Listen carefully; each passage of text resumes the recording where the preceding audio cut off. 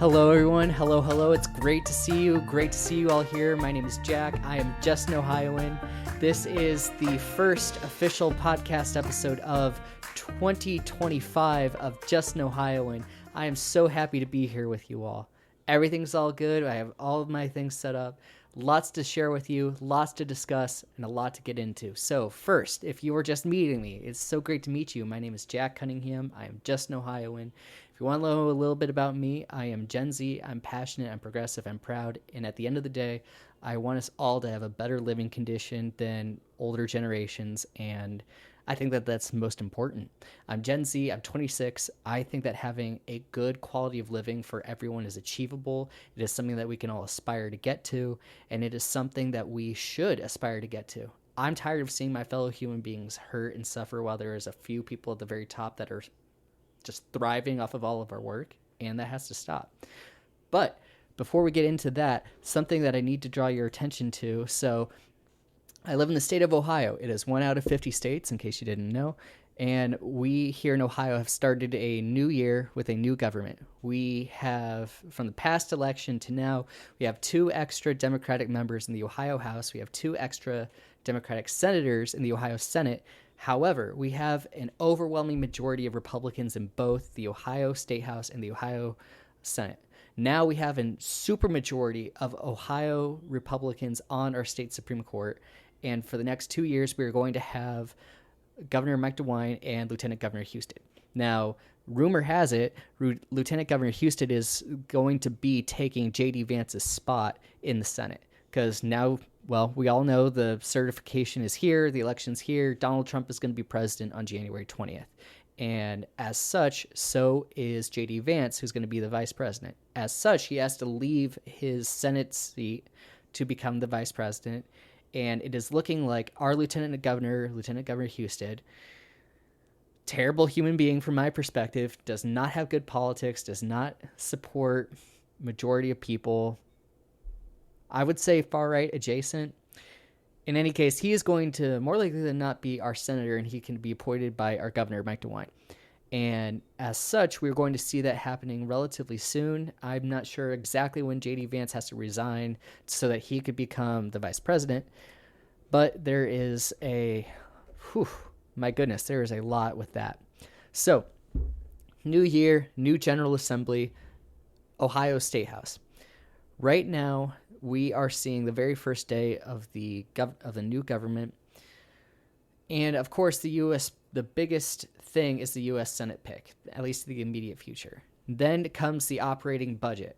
And this is coming from Ohio Capital Journal. This year, lawmakers will need to pass a new operating budget to provide millions to fund the government, or billions to fund the government. So in the state of Ohio, right now, our budget situation is relatively okay, but with a lot of people moving out because of the far-right extremist politics coming out from our state house, a lot of policies that people are not supportive of, including but not limited to our reproductive health care ban for women, but that is thankfully on pause, going hopefully to be removed entirely now after going to the First Circuit of Appeals. The First Circuit Court.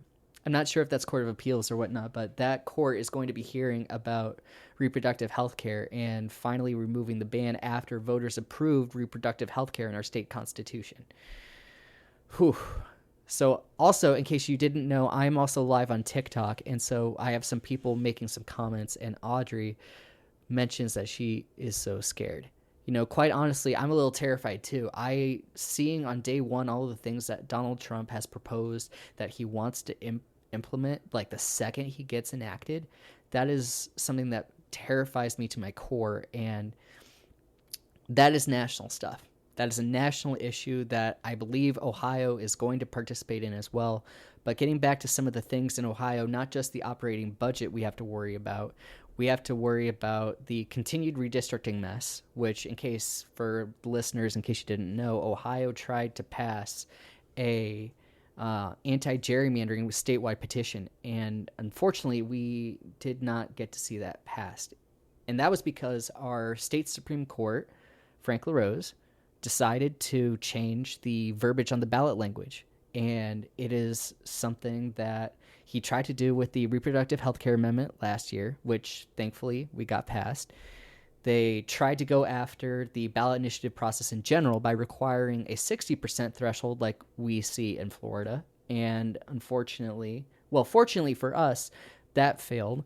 Now, the biggest issue we have to deal with going forward is how much our Supreme Court and Secretary of State and others can influence the verbiage on these ballot initiatives. And as such, it confused voters. It confused voters who thought when they voted no that they were ending gerrymandering, but it is something that we are still having, something we are still seeing.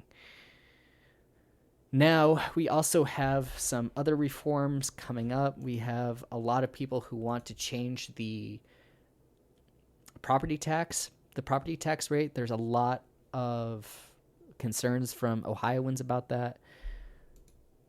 There's a lot of concerns from Ohioans about what's going on. Our statewide leaders have not done what they need to do to support us. They have not gone out of their way to better the living condition, to lower the poverty standards, to help improve schools. In fact, one of the biggest things that we are seeing right now is the ramifications of putting vouchers into our public school system, or vouchers into public schools, so that way people can be subsidized to send their children to private schools. Not only is that not fair to many, many students in the public school system, it's not fair to the property owners who pay the property tax to fund schools, only for them to have people have their subsidies and send their child to a private school. And we are trying to see now, or we are seeing now with the state government, they are trying to further provide more money to private schools and often religious private schools. And we are now using public money to fund the construction of private schools. And it's crazy to me. It's absolutely crazy that we are seeing this and how it has been legalized by our current government. And we still have so much more work to do with that. We have to see, and that's what I'm going to be doing as well. I'm going to do everything I can to hold the state of Ohio accountable, to hold the national government accountable to what actions we are going to see. Like, we are seeing a lot of bad proposals coming down nationally, and it's only a matter of time before some of the proposals statewide come into the public eye. I'm very concerned with what the far right has in store for Ohio in these next 2 years. There's not much that people can do to counteract that, unfortunately, and it's something that we, at the very least, need to be aware of, because Ohio, I believe, Ohio is still a very important swing state. There are a lot of good folk here. There are a lot of people who are very progressive on things and at the same time restrictive on monetary policy. You know, quite honestly, there's just a lot of things that we need to do. A lot of things that we need to talk about, a lot of things that we need to be aware of. I have someone in my chat pop up his name's Chaz. My parents paid for us to go to Catholic school. No government help. Well, hey, good. If that's what your parents wanted you to do and there was no government help, then great. I think there definitely needs to be standards with education. Public education is one of the most important things we can do to achieve good literacy rates, to develop free thinkers, to have young people eventually become leaders, and to learn and associate without fear of hindrance from for-profit education. It's so important to me that we reel in some of this far-right overreach that we see. We see it now in some of our judiciary with the judicial candidates, well, former judicial candidates that Donald Trump then got into these court positions. Thankfully, the Biden administration did everything it could to stop that and counteract that by filling in as many court seats as possible. However, what I am concerned about that is there are still a lot of vacancies, and I'm worried there's going to be another vacancy on the U.S. Supreme Court. So in so doing, that is going to mean it's going to be a 7-2, maybe, hopefully not. As much as I don't like 6-3, I'm thankful that we have 6-3 for the moment. It could be worse. Wow. It seems like even after last year and the craziness of that election, the craziness of politics still comes into being. So one of the biggest things that we are seeing now is the Ohio Attorney General's appeal of decision striking down state's 6-week reproductive health care ban, which moves to the appellate court. That's what it is, the appellate court. So for those of you who don't know, I mentioned this earlier in the podcast, we in Ohio had enacted reproductive health care along with other health care things into our state constitution, which is amazing because previously it was up to our state government to decide to regulate women's bodies and other healthcare things. And thankfully, we have it codified into our state constitution, preventing some of the worst policies of that and removing it. So thankfully, the judge in Hamilton County, which is the home of Cincinnati, struck down the abortion or the reproductive health care ban. And in so doing, was able to remove one of the most restrictive reproductive health care bans in the country. So now the Attorney General is trying to appeal to preserve some other parts of the law, not the ban. So I think that the far right has realized that their apparatus for trying to change reproductive health care in the country is gone. Like, there's no way that they can influence reproductive health care in the way they want because this is now enshrined in the Ohio Constitution. However, there are other parts of it, which is called Senate Bill 23, and it was passed by lawmakers and signed by Ohio Governor Mike DeWine in 2019, that the government is still trying to keep. Now, I don't know what those components are. I have no idea what they want to keep in this. From my understanding of Senate Bill 23, which again passed in 2019, there were a lot of negative things about there, including the ban on reproductive health care.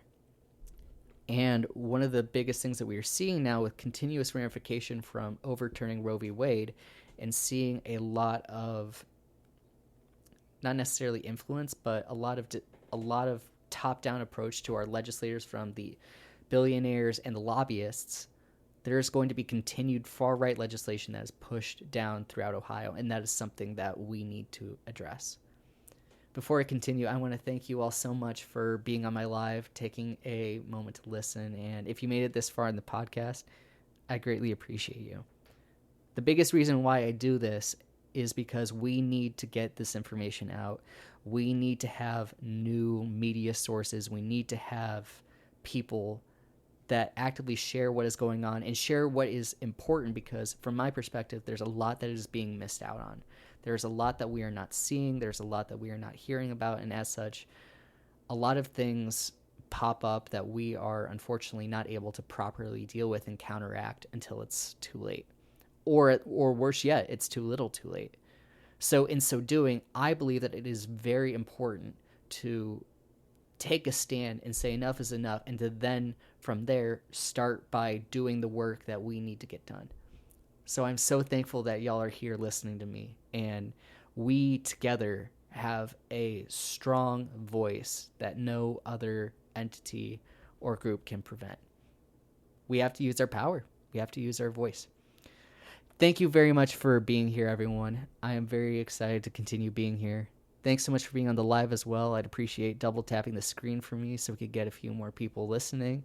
I'm so thankful to have y'all on today. And now we'll get right back to it.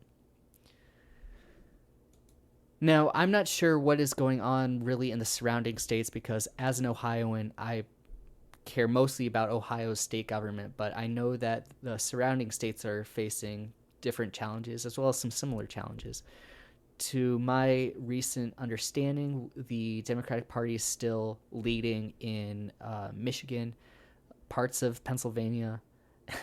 Indiana is very, very Republican all throughout. So I have an idea of what Indiana is going to be like. Kentucky, we still have Governor Andy Beshear. I love Andy Beshear very much. He has been great at modeling and messaging good messages that appeal to a wide swath of voters and are actually helpful for voters, not voters, for the residents of Kentucky.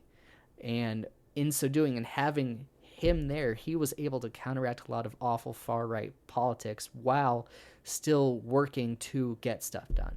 And a lot of people, from what I see, yes, they can say that they're left, right, DRR, but that people want things done. because seeing the current status quo and a lack of intervention or action through policy, like, that has not worked. And because of the constant hindering of good movement on good politics, we are seeing a lot of the ramifications, which is why we are seeing a lot of people be affected in the way they are. And it has to stop. You know, it hurts me to my core that my generation is going to be the first generation we've seen in decades, maybe over a century, to have a lower quality of living than the prior generation. Like, I was always told growing up that each generation has something to look forward to because the people of the United States built each other up and support each other so that way their future generations could have greater benefits, have greater support to continue bettering the quality of living for people. That's what I was taught. And because of the greed we are seeing from major corporations, billionaires, and those who follow them and who do work on their behalf, they have hindered so much good progress, have done a lot of damage to the traditional institutions that we have previously relied upon. And now it's up to new leaders, new generations to start taking a lead and to really move, to be active, to take a stand and to say enough is enough. We have to do something. So as far as Ohio goes, I need to look into some of the statistics to compare what Ohio is right now to see what it's going to be like in 2026, 2027, 28, and keep going forward from there. Because if we can utilize analytically and say, oh, Ohio had one of the best education programs in 2010, which it did, until now, which I believe it's like in the low mid 30s, something like that. Well, we had a supermajority Republican government from 2010 to 2024. We still have an overwhelming majority Republican government, but because we have two Democrats that were elected into the Ohio House, we have broken the supermajority in the Ohio House, which, hey, small blessings, small good things. However, we are still going to be seeing the ramifications of this majority Republican government. The major counties in Ohio, like Franklin, Hamilton, Cuyahoga, those counties are going to be relatively fine compared to the rest of the 85 counties. We have so many different issues that we are seeing in Ohio, and while the major counties, which hold Cincinnati, Cleveland, and Columbus, are doing all right, there are millions of more Ohioans all sprinkled throughout, and because of these policies that are enacted by the State House, people in the 85 counties are going to hurt. It's going to be all 88 counties, but with the success of the major cities and the counties that contribute to that, we are going to be relatively all right. It's also up to us to work to support and strengthen the other 85 counties, like people in Dayton, people in Toledo, people in Akron, people in Steubenville. Steubenville, what a name. People in all of these different places need our help in Ohio. Let's see. I'm just trying to think of like all the other cities that I can name in Ohio off the top of my head. Lakewood, Granville, Newark, Ohio, Heath. There are so many places in Ohio. I could rattle them off. Before I continue, BX_PROL says, I went to college in Steubenville. How about that? That's really cool. It's so cool to see someone who went to college from Steubenville. Steubenville's a cool place. As I mentioned before, there are so many wonderful people in Ohio, and yes, people categorize themselves by D's and R's and whatnot, but that doesn't diminish that, at least where I have grown up. I've grown up in Cuyahoga County, I've grown up in Licking County, and I've spent my college years and even to the present day in Hamilton County. There are so many wonderful people in Licking County that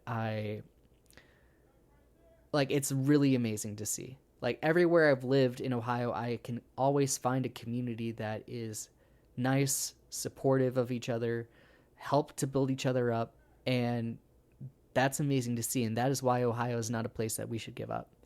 We need to continue to invest our candidates and policies in Ohio all as much as we can, because when people see the benefits of good policies being implemented, then they're like, oh wait, this group did this for me. The Democratic Party was able to help get Obamacare allowed. That was able to help me save on Medicare, helping me to save on my insurance.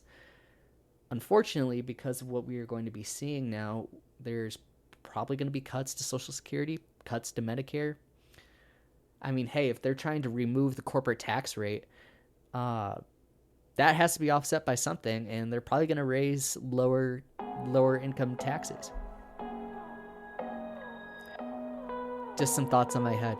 I'm gonna get going for now, but my name is Jack Cunningham. This is Just in Ohio, and thank you so much for being here, everyone.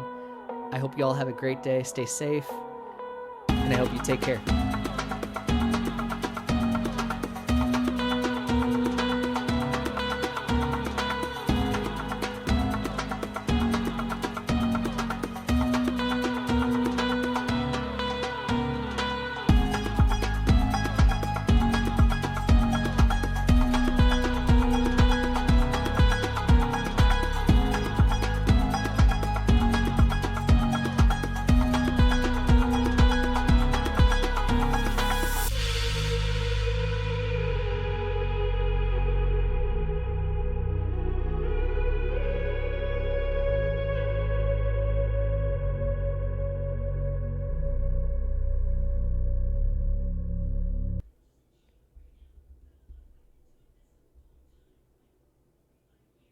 Up.